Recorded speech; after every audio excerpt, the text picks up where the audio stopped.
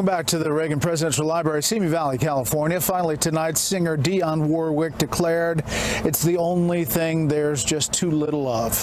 But not so Saturday morning. There's power in love. Don't underestimate it. When you are loved and you know it, when someone cares for you and you know it, when you love and you show it, it actually feels right. Love God. Love your neighbors. And while you're at it, love yourself. That ode to love at the royal wedding made Bishop Michael Curry a TV and social media sensation. 40,000 tweets per minute as more than 29 million Americans watched on 15 cable and broadcast stations. The bishop mentioned love 68 times, about once every 12 seconds. And in the 13.5-minute address, he said love a lot. Curry is the first African-American presiding bishop of the Episcopal Church. He quoted scripture and Dr. Martin Luther King Jr. in praise of love's redemptive powers, lifting up those who watched inside St. George's Chapel and, of course, around the world. Harry and Meghan, obviously the biggest stars, but he was a pretty big star as well. Thanks for inviting us into your home tonight. That's it for this special report. Fair, balanced, and unafraid from Ronald Reagan's Presidential Library. Here's Martha. Great stuff. Thank you so much, Brett. And breaking tonight, will the North Korea summit actually happen? And the president demanding answers from the intel community and the Obama administration now amid stunning reports about an FBI informant's leading questions and odd outreach to some members of the Trump campaign. I'm Martha MacCallum, and this is the story tonight, live from our nation's capital. Earlier today, I sat down with the vice president, got his take on all of these big developments here in D.C. today in our exclusive interview. And right as we sat down, actually, we learned that both the Deputy Attorney General, Rod Rosenstein, and the FBI Director Christopher Wray were both on their way to the White House to sit down and speak to the president, just a day after the president tweeted this warning. I hereby demand, and will do so officially tomorrow, the Department of Justice look into whether or not the FBI DOJ infiltrated or surveilled the Trump campaign for political purposes, and if any such demands or requests were made by people within the Obama administration. So what happened in there this afternoon? Fox News chief national correspondent Ed Henry joins me. Arthur, great to see you in Washington. Sally Yates today charged that President Trump is waging an all-out assault on democracy with this pressure on the Justice Department. But Devin Nunes and other Republicans fired back that Yates and John Brennan and other Obama officials are just trying to divert attention from the real story, which is that the FBI may have infiltrated the Trump campaign and basically spied on it. You mentioned that meeting at the White House, the president raising more doubts about the Mueller probe, which was launched after this highly unusual surveillance, as well as that highly questionable dossier. And as he met with the Deputy Attorney General, Rod Rosenstein, FBI Director Christopher Wray, he demanded a new investigation into how this Russian collusion probe started. Well, it appears the president got some action. Sarah Huckabee Sanders telling us a short time ago, quote, based on the meeting with the president, the Department of Justice has asked the Inspector General to expand its current investigation to include any irregularities with the FBI's or the Department of Justice tactics concerning the Trump campaign. It was also agreed that White House Chief of Staff Kelly will immediately set up a meeting with the FBI, DOJ, and the Director of National Intelligence with congressional leaders to review highly classified and other information they have requested. That means Kelly, John Kelly, the Chief of Staff, will be working with Devin Nunes to get the documents he's demanding about this confidential informant that had multiple contacts with Trump officials. And the heat is now being turned up on former President Barack Obama, as well as his CIA Director, John Brennan, who allegedly helped approve the surveillance. Brennan has been attacking the president for weeks, declaring over the weekend, quote, Senator McConnell and Speaker Ryan, if Mr. Trump continues along this disastrous path, you will bear major responsibility for the harm done to our democracy. You do a great disservice to our nation, the Republican Party, if you continue to enable Mr. Trump's self-serving actions. Well, the president used a series of tweets to quote Obama critic Dan Bongino as saying, John Brennan is panicking. He's disgraced himself. He has disgraced the country. He has disgraced the entire intelligence community by denying he knew much about the dossier, but basically then allegedly using that plus the spying to start the whole collusion investigation. Listen. The president's behavior is the kind of grossly autocratic behavior we'd expect in a banana republic, not a mature democracy. This will be the first time ever in American history that one administration put covert assets for political purposes into the other party's campaign to undermine and to potentially frame the candidate of that party. Meanwhile, former FBI officials James Comey as well as Andrew McCabe are about to get hit with that long-awaited Justice Department Inspector General report. We're expecting it as early as this week, and we're told that, among other things, they'll get hit for waiting too long to jump on those newly discovered Hillary Clinton emails that were found, of course, late in the 2016 campaign. The bottom line is this shows, Martha, that the FBI, the Justice Department, they're under fire for how they handle not just the Trump investigation, but the Clinton investigation as well. It's all coming out. It's all coming out, as you say, maybe just a few days away. Ed, thank you so much. Great to see you tonight. So now to my exclusive interview with the Vice President, starting with that meeting at the White House. I know you just came from lunch with the president at the White House, and he has another meeting coming up this afternoon with Rod Rosenstein and Christopher Wray. What do you expect will happen there? Do you have any insight to that? Well, with the revelations that our campaign may have been the subject of surveillance by the FBI, the president, I think, is grateful that the Department of Justice is going to have the Inspector General look into it and determine and ensure that there was no surveillance done for political purposes against our campaign. I think it would be very troubling to millions of Americans if that took place, but we're very confident that as the Inspector General has been doing their work, looking at the conduct of the FBI during that period, that by adding their focus to this, that we'll get to the bottom of it, because the American people have a right to know. So is there any suggestion that there'll be a second special counsel that would be dedicated to that endeavor? Well, I think at this point, the Department of Justice has made it clear that they'll be expanding the Inspector General's current investigation to include these allegations. And, you know, we don't know what happened. We read the press reports, but it's all very troubling. It's all very troubling to those of us that hold the FBI in such high regard, that there are even allegations that people were assigned to surveil or even spy on our campaign. But look, the Inspector General has the resources to get to the bottom of it. It's been working on a major report about the FBI's conduct, and by expanding into this role, we're very confident that we'll get to the bottom of it. We'll find out what happened, and the American people and all of us will have the facts. Obviously, on the Hill, they've been very frustrated with the information that they've been getting from the Department of Justice. The president has the ability to declassify those reports so that they come through unredacted, so that there's better transparency. Will he do that?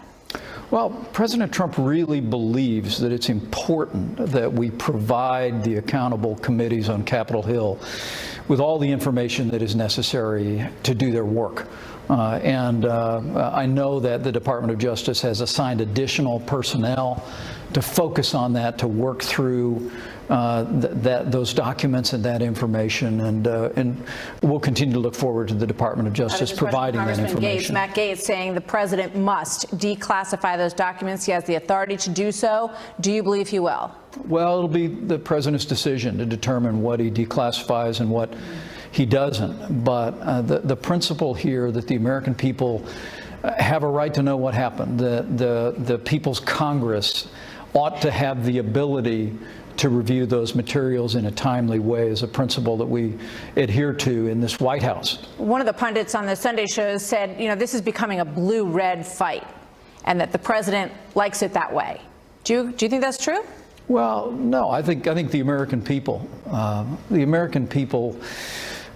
understand that when it comes to the Department of Justice, when it comes to the FBI, that we have thousands of men and women who each and every day are dedicated to enforcing the laws and protecting our families and protecting our country. But the American people also have a sense, that we all do, that things went awry in 2016, and we need to know what happened. We need to get to the bottom of the facts. You got some heat when you went on some of the Sunday shows for saying that this needs to be wrapped up. They compared your comments to Richard Nixon, talking about Watergate, and saying that all the documents had been given and that it needs to be wrapped up.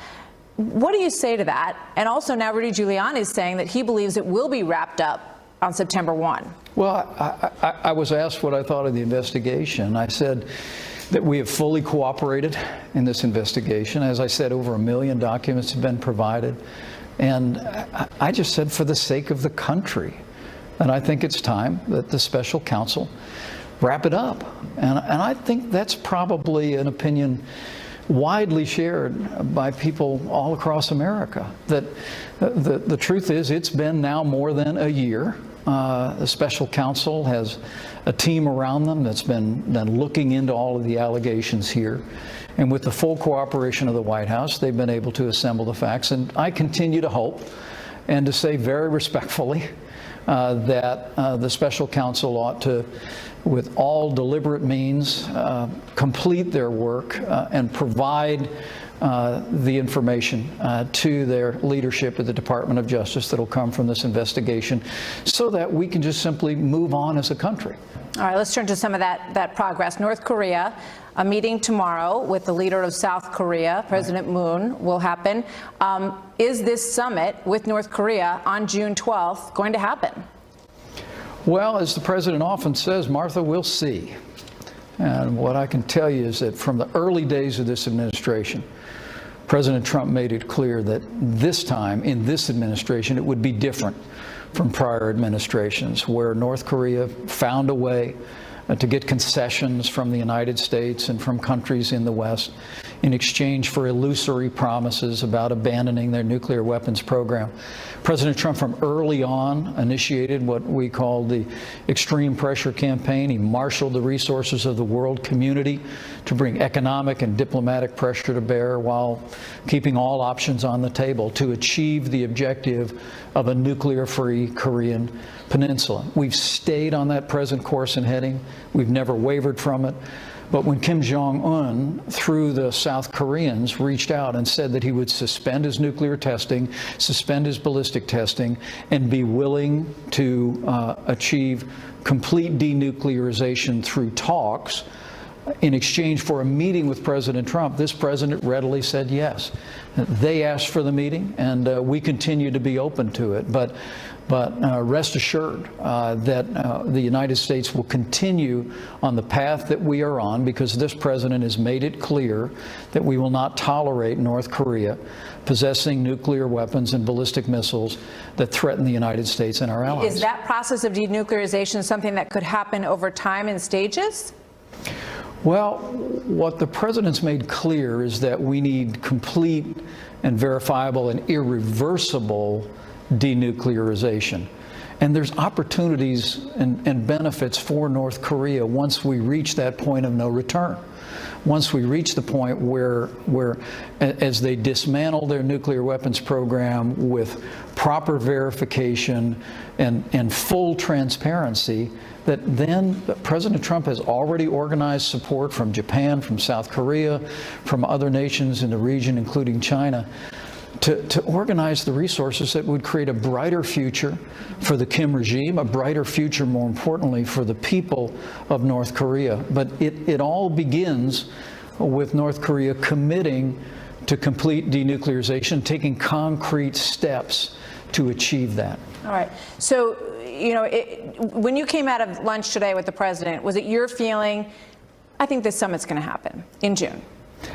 Well, like I said, I think that in our discussions with leaders in the Congress, and the president spoke with President Moon this weekend, who will welcome to the White House tomorrow, that our posture is we continue to be open. Mm-hmm. We continue to be open to achieving denuclearization on the Korean Peninsula by peaceable means. But there are some reports that the president is concerned that if it fails or it doesn't go well, it could be very embarrassing to have gone this far down the road, and that he's seeking input as to whether or not we should maybe rethink this whole thing.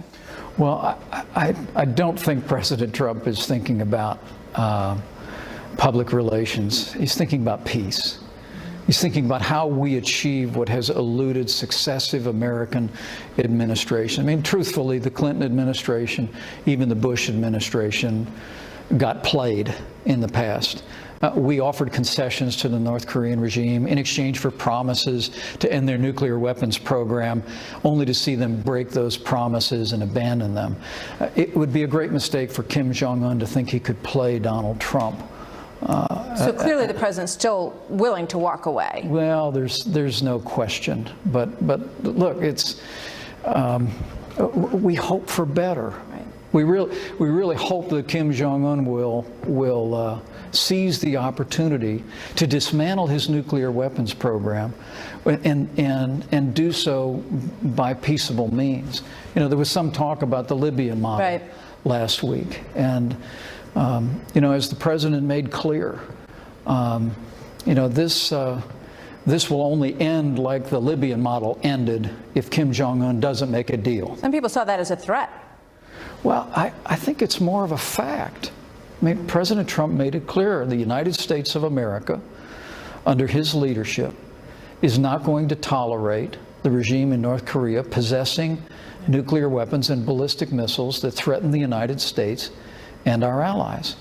And we've made it clear that we are continuing to bring economic and diplomatic pressure to bear on North Korea, that all options are on the table to achieve that end. But that being said, we've seen great progress in recent months. Last month's Inter-Korean Summit, where you saw the leaders in the North and South meet at the Blue House, have that discussion. The reality is that we hope for a peaceable solution. The president remains open to a summit taking place, and we'll continue to pursue that path even while we stand strong on the objective of denuclearization and the extreme pressure campaign that's underway today. Yeah, I mean, if it doesn't happen, the military option is basically back on the table. Well, it never came off, Martha. The truth is that President Trump has made it clear that this administration will not tolerate the regime in North Korea possessing nuclear weapons and ballistic missiles that threaten our people, that threaten the United States of America, that threaten our allies in the region.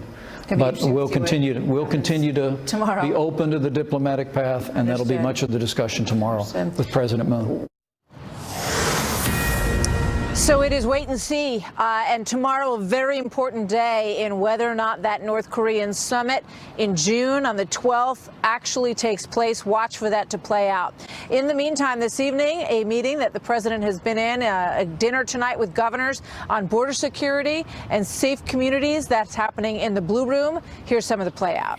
Appreciate you being here. I'm delighted to welcome 5 of our nation's great governors to the White House. And Governor Hutchinson, Governor Ducey, Governor Bryant, Governor Martinez, and Governor McMaster. They're doing a fantastic job, and we're going to be talking about numerous things, but one of the elements so important to us is to discuss the border and border security, crime, and other things, but that's what we're going to be focusing on tonight. We're grateful also to be joined by Secretary Nielsen, who's really working very hard at the border with some very bad laws. We have laws that are the worst anywhere in the world as far as stopping people from coming in. But with that being said, we're down over 40% border crossings. We've been able to do what I think nobody else has been able to do. We're down over 40%. Tonight we'll be discussing joint efforts to stop illegal immigration and secure the borders. Also, we're going to be discussing the deadly ravages of drugs, gangs, and crime that's pouring across our border. We are stopping it and getting them out when they're able to get through. And the only reason they do get through is because of our weak laws that really have been given to us by weak people in Congress. The Democrats have been horrible on border security. Frankly, it shouldn't be allowed, and many of them are standing there and sitting there and agreeing with me 100%. As you know, I recently deployed the National Guard to the southern border, and I want to thank each of the governors here tonight. They've all been extremely helpful. They've sent a lot of people to those borders, and we appreciate it very much. We're also working with Congress to close the crippling loopholes in federal law, especially the disgraceful practice of catch and release. That's where you catch somebody, talk to them, sign them, and then you have to release them. And it's a horrible situation. They're supposed to then show up to court. A very small percentage show up to court. And what happens is they get lost in our country. And in some cases, these are not people that you want in the country. So we're talking about catch and release. We have to end it. We're working with Congress on that. These laws have been there a long time, and they are horrible. At the same time, we'll use every relevant legal authority to immediately protect our national security and to dismantle the violent criminal organizations plaguing our nation and poisoning our children. What's happening with drugs is a disgrace. We started the wall. We have $1.6 billion for the wall. We started new sections, and we've started fixing large sections of wall. We have areas in San Diego that are going up very rapidly. We could have waited, and we would have had tremendous support to build a wall because they wanted it very badly in San Diego. We decided to go forward instead. We've made a lot of progress on the wall, but now we're going for additional funding, and we need the wall for protection of our country, also for keeping the drugs out. Very effective, probably the most effective thing. So with that, I think maybe what I'll do is we'll go around the room, and each of the governors can say a few words, talk about the border, talk about crime, or any other subject you'd like. Mr. Governor. Thank you, Mr. President. Thank you for having me to the White House tonight. I want to say thank you to Secretary Nielsen for coming to visit our border. And I think Secretary Nielsen was able to see how wide open and unprotected our border is in southern Arizona, and the flow of not only illegal drugs but human trafficking that comes over that border. And I'm hopeful we can have some productive discussion tonight as to how to address this. Good. Well, you've done a great job, Doug. We appreciate it very much and appreciate your support. You've had it all the way. Thank you. General, would you like to say a few words? You know more about borders, I think, than anybody, right? I would only say, sir, that when I was at DHS, your promises to the American public made a great deal of difference as we began to close that border. We passed it off to a great woman who's now the Secretary of Homeland Security, and she's doing a magnificent job. So with that, I'll just thank you very much. Thank you. Governor McCallum. Mr. President, on behalf of all the people of South Carolina, I'm honored to be here with you and these people.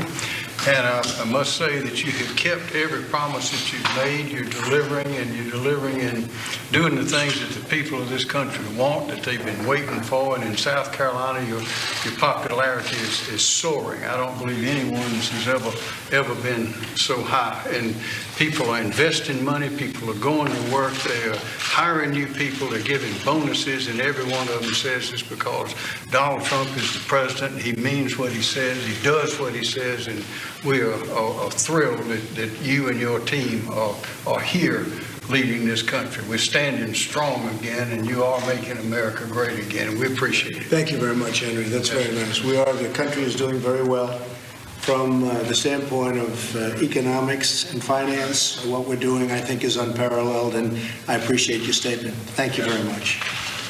Governor.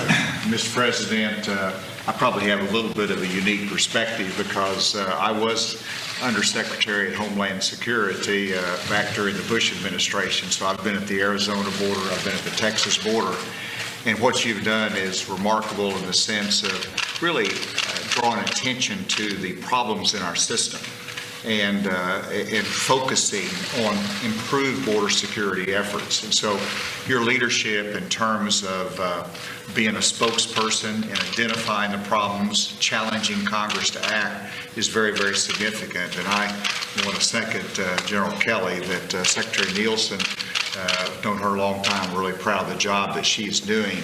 In terms of Arkansas, we value our immigrant population.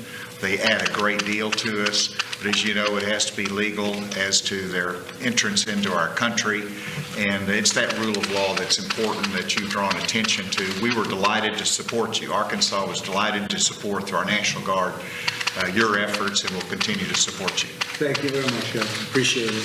How about Rick Perry? You know a lot about borders, Rick. Governor of Texas for a long time, and what do you think?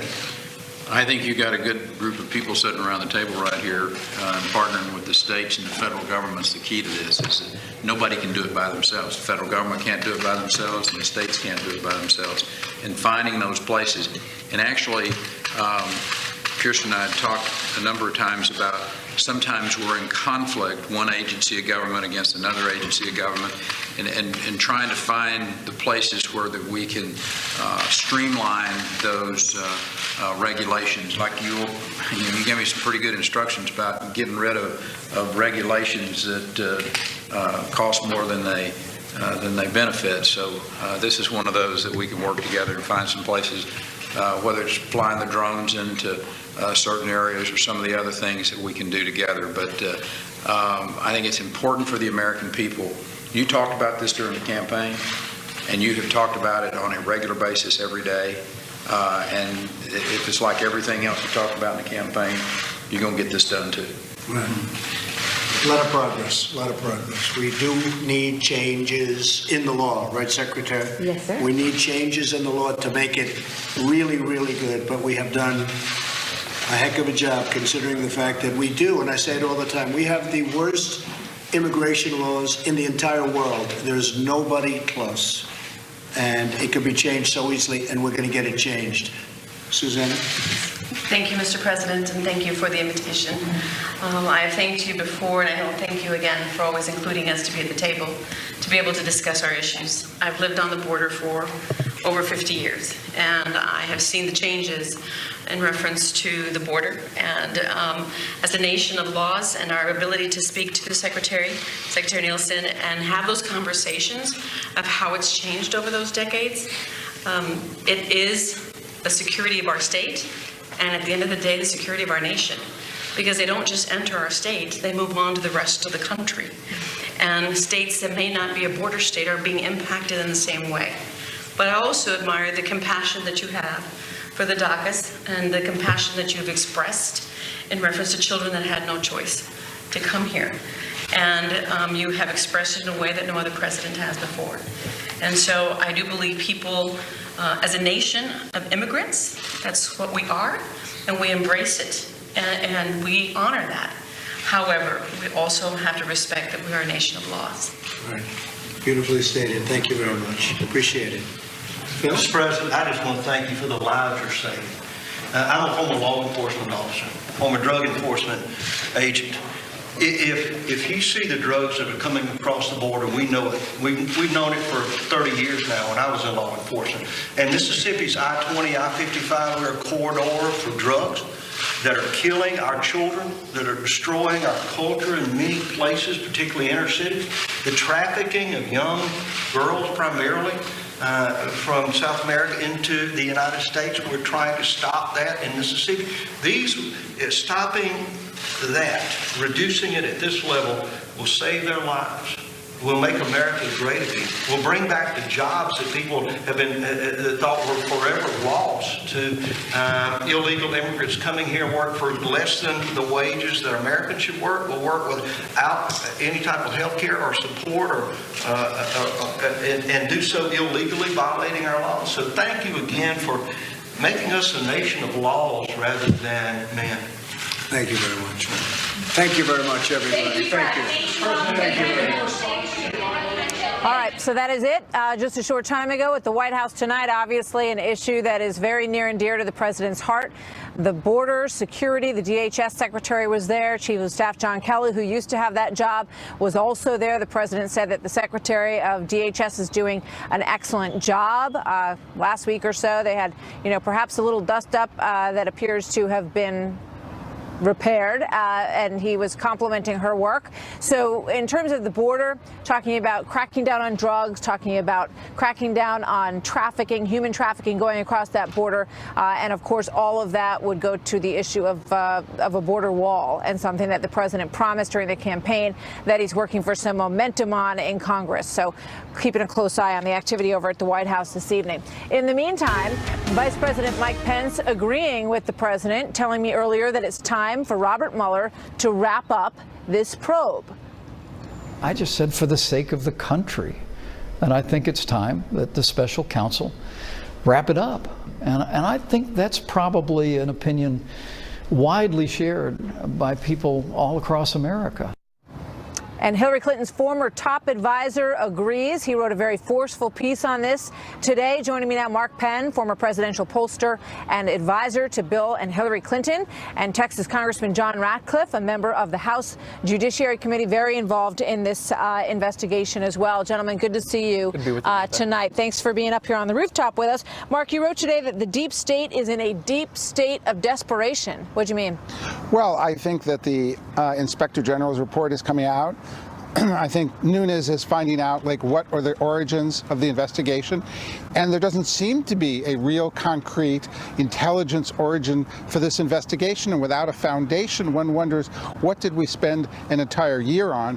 What did we disrupt everyone who was in the campaign, everyone who was in the administration? And I've seen in 1998, I spent a year fighting this thing with Ken Starr, and I think this thing is just plain wrong and it's got to be ended and stopped. The reaction this morning on a lot of channels to the report that the president wants an investigation into what happened during his campaign and who may have been infiltrating his campaign, perhaps to ensnare people involved in the campaign. The words that were used this morning, an abuse of power. Eric Holder says this inquiry is dangerous and threatening. Well, I don't see it as dangerous and threatening. I think it appears that the FBI ran some sting operations. Look, we've really seen here people indicted for unrelated charges in order to flip on the president. So we found people's lives being totally disrupted and ruined in order to get the objective of get the president. Look, we get the president through elections, and if we don't get back to winning our battles on issues and elections, whether you're Democrat or Republican, it's 1998 all over again. And that's the pattern we've seen. We've seen the less they come up with, the more they investigate instead of the opposite. These folks are very unsettled by this whole thing. John Brennan tweeted this today. Let's put it up on the screen and show everybody at home. He thinks that this is an outrage, what President Trump has done. There it is. Senator McConnell and Speaker Ryan, if Mr. Trump continues along this disastrous path, you will bear major responsibility for the harm done to our democracy. You do a great disservice to our nation and the Republican Party if you continue to enable Mr. Trump's self-serving actions. John Brennan has been on a tear on this for some time. Here's James Clapper. So if there was someone that was observing that sort of thing, well, that's a good thing. He's talking about the people in the campaign. Well, Brennan and Clapper and Comey, they all have a lot at stake here. Their decisions are the ones that are being looked at. The actions that they took are really at the basis of what Chairman Nunes and Chairman Gowdy are trying to get these documents relating to how did this infiltration of the Trump campaign or folks associated with the campaign begin. Again, not the identity of the informant, but the predicate documents, the FBI 302s and the 1023s that will answer the question of whether or not there was an appropriate purpose behind this as opposed to an inappropriate political purpose. I mean, the big question is how circular this whole thing was, right? I mean, did they have someone, an informant, because they had evidence that there was something going on? Or did they have the informant because they were trying to bait people into doing something wrong? Right, and that's ultimately the question that these are fair questions. We have to get the answers to that because right now those answers are in classified documents that members of Congress haven't seen. Apparently some members of the media have seen them, and that raises questions in and of itself. But we've got to keep pressing on this. Mark raises fair points. We've seen unprecedented actions taken in connection with political candidates and campaigns, and the involvement of our intelligence community and our law enforcement community. These are fair questions that the American people are really concerned about. This is a 400-page document, Mark. I mean, there's a lot in there, and a lot of folks are sweating it out. Well, that's why I said the deep state is in a deep state of desperation. If this report is really critical of Comey and others in the intelligence community, it will open a floodgate against them.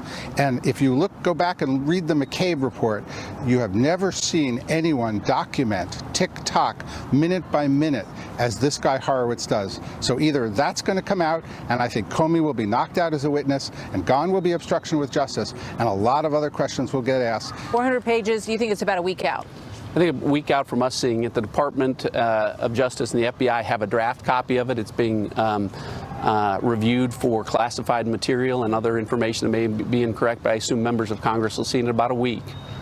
And, as Mark said, 400 pages, it doesn't take 400 pages to document if everything went just right. Nothing burger. Good to see you, Congressman Ratcliffe. Mark Penn, thank you very much. Good to be with you. Thanks, Martha. So more now of my exclusive sit-down this afternoon with Vice President Mike Pence, and fascinating look at our future relationship with Iran, and new questions tonight if this White House is urging the people of Iran to push out the Ayatollah, as Secretary of State Mike Pompeo is now threatening Iran with North Korea-style sanctions. I asked Vice President Pence about that. With regard to Iran, Secretary of State Pompeo today tweeted to the Iranian people, really, do you want your country to be known as co-conspirator with Hezbollah, Hamas, the Taliban? The president a couple weeks ago said, reclaim your heritage. Is this administration encouraging rebellion on the part of the Iranian people to push back against their regime, that regime and that leadership? I think what President Trump has made clear, and you heard the Secretary make clear today, is that we're with the people of Iran. Mm-hmm. You actually saw demonstrations all over Iran during the last year. You remember the Green Revolution of just a few short years ago that was put down by the Ayatollahs. Look, the people of Iran deserve better than a regime that sponsors terrorism across the region.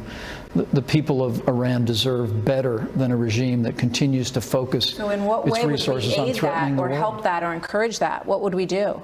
Well, it all began by withdrawing from the Iran nuclear deal and making it clear that we're no longer going to abide an agreement that while the focus was ultimately to delay Iran from obtaining a nuclear weapon for a period of 10 years. The reality is the underlying promise was that Iran would abandon their support of terrorism, their malign activities across the region with groups like Hezbollah, Hamas, destabilizing activities in places like Syria and Yemen, and that's the exact opposite has happened. Iran is doing more today in the region to support terrorism and to support violence than they did before the JCPOA was signed. President Trump has made it clear that we're out of the Iran nuclear deal, and we're calling on our allies across Europe to join with us in a negotiation over a new agreement that will take into account permanently banning nuclear weapons, that deals with Iran's influence in places like Yemen and, of course, Syria, deals with ballistic missiles, and ultimately will put limitations and restrictions on Iran should they continue their malign activities in support of terrorism and violence across the region. So where are we heading here? Joining me now exclusively, Senator Lindsey Graham, a South Carolina Republican who serves on both the Senate Judiciary and Armed Services Committee. Senator, thank you very much. What a beautiful view. Isn't it a great place to be? Thanks for being up here on the roof with us tonight. Interesting. You know, what did we, when you look at, let's put up Mike Pompeo's tweet here today, the new Secretary of State. He says to the Iranian people, do you want your country to be known as a co-conspirator with Hezbollah, Hamas, Taliban, and Al-Qaeda? The United States said deserve better. Where's this going? I love what they're doing. We've had 8 years of weak foreign policy. John Kerry and Barack Obama would have crawled through glass to get a deal with the Iranians. It's a terrible deal. After 10 years, all the restrictions on the enrichment program goes away. I'm glad we withdrew, but here's what you need to ask the Europeans. Why are you standing with the Ayatollah? The Arabs and the Israelis are with us. I think the Iranian people want to be with us. When they went out to the streets, they got shot down like dogs. What makes you think the Ayatollah wouldn't kill your kids if he'd kill his own kids? And what do you think is going to happen with the European allies? Because clearly the State Department is discussing this with them and wants them to come around with a new deal. They're going to fold like a cheap suit.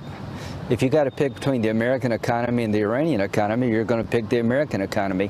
There's nothing worse than a bunch of whiny Europeans when it comes to dealing with rogue nations like Iran. Again, the Europeans and the Obama administration put Iran on a pathway to a bomb. Donald Trump has given them a different choice.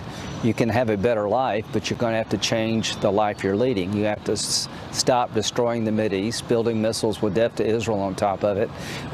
Trump's been dealt a tough hand with North Korea and Iran, and I like the way he's playing the hand.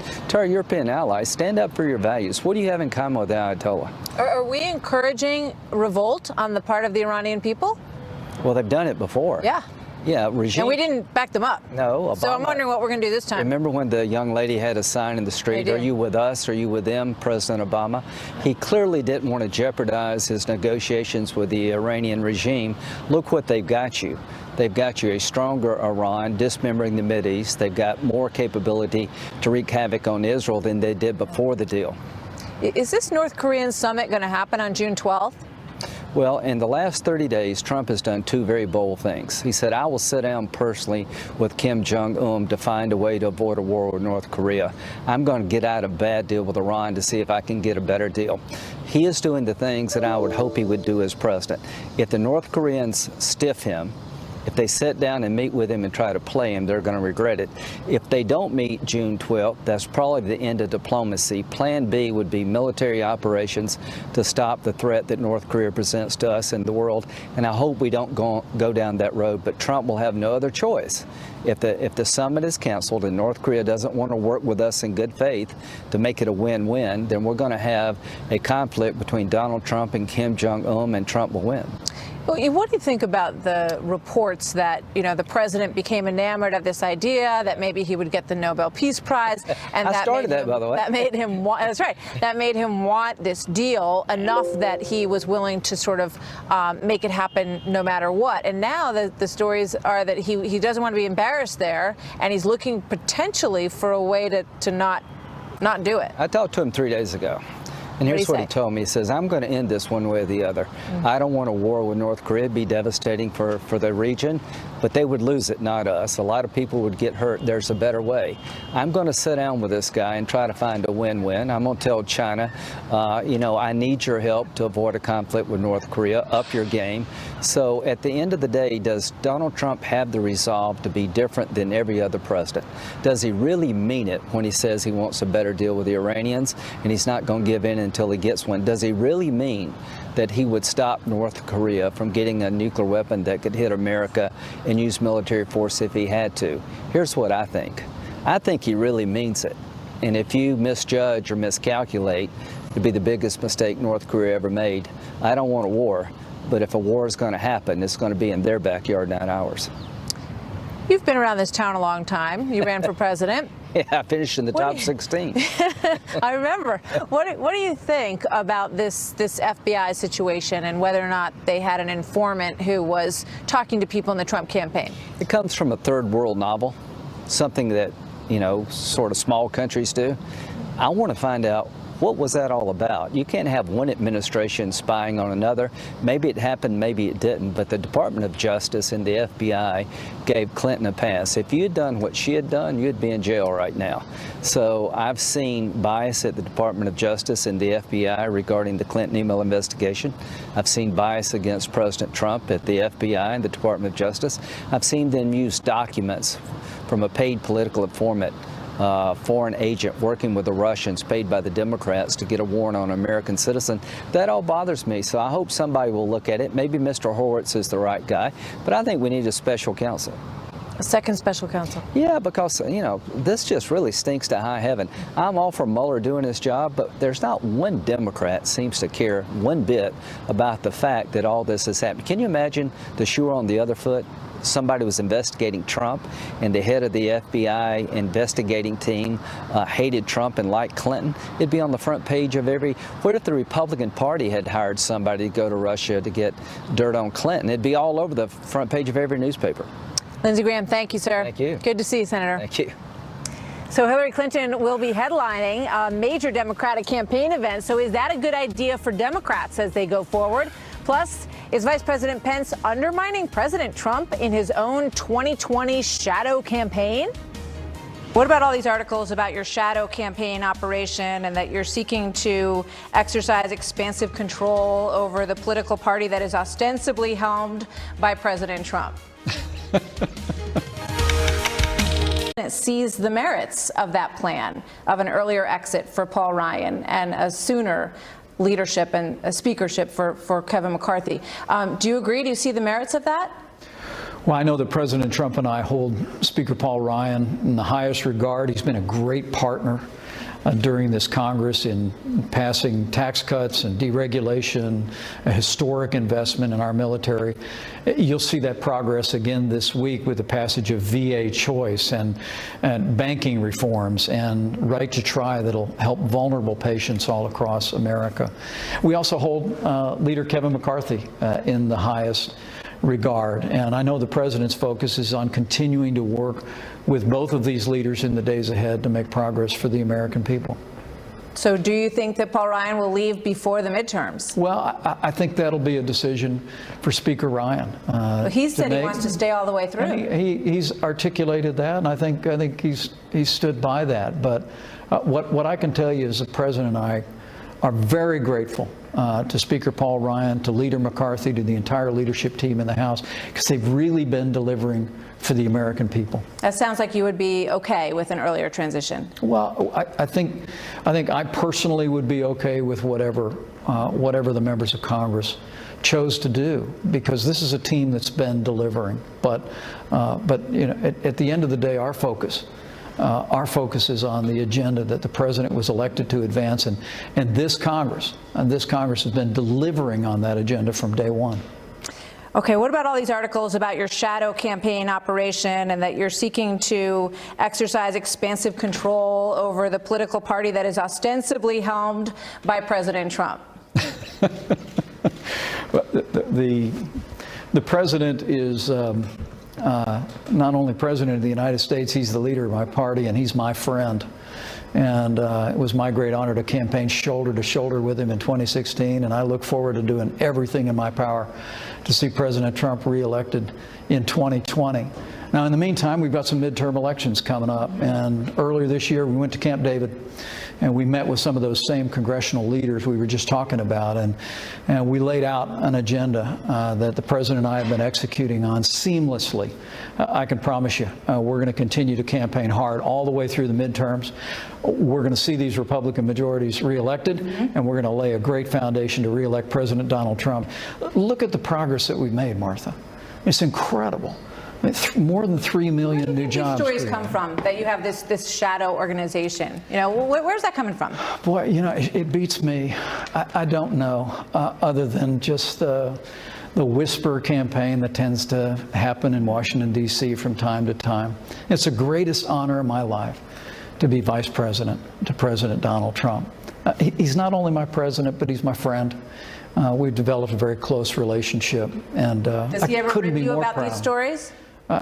I couldn't be more proud of the progress that we made. Does he rib you about these stories ever?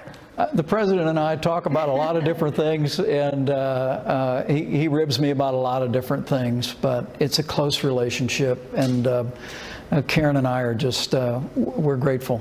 We're grateful for the partnership, we're grateful for the friendship, and we couldn't be more happy to see Melania back at the White House and making such a good recovery. Mr. Vice President, thank you very much for your time. It's good to see you. We appreciate it. Great to see you, Martha. Thank you.